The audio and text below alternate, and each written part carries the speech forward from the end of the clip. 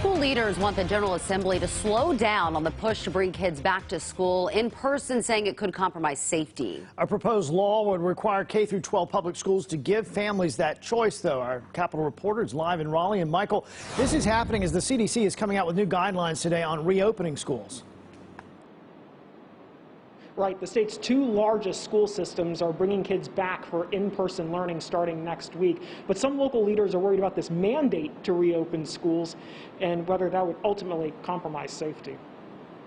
Yeah, give me a thumbs up. Thousands of kids will be back in classrooms next week as Wake County and Charlotte-Mecklenburg schools prepare to bring students back in person. As that happens, a bill moving through the General Assembly would require school districts to offer the option of in-person learning. We encourage the legislature to slow down a bit on that. Wake County leaders raised concerns about the bill Friday. Administrators could move individual classrooms or schools to remote learning due to COVID-19 cases, but not the entire district. There will be potentially concerns moving forward if there is a surge or if the variants cause issues. This bill does exactly what we need to do, which is get children back into schools. I asked Republican Representative John Bradford about this. They can do what they need to do to address that. It speaks to a specific classroom or a school, not the district as a whole.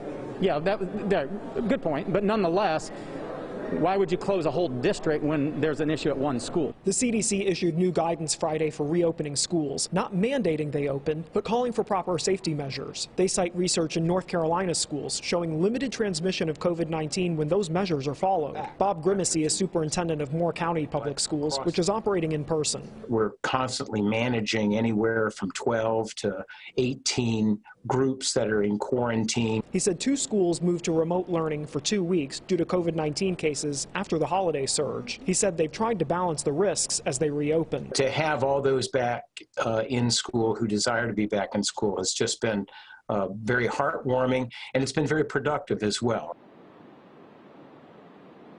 House and Senate members are meeting over the weekend about this school reopening bill to try to resolve the differences they've had over it. If they can do that, they could vote on a final version of it as early as Monday night.